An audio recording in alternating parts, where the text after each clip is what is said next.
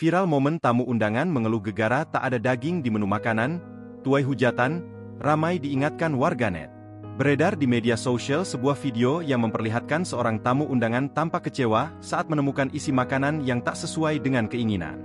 Tamu tersebut mengeluhkan menu makanan yang tak menyediakan olahan daging.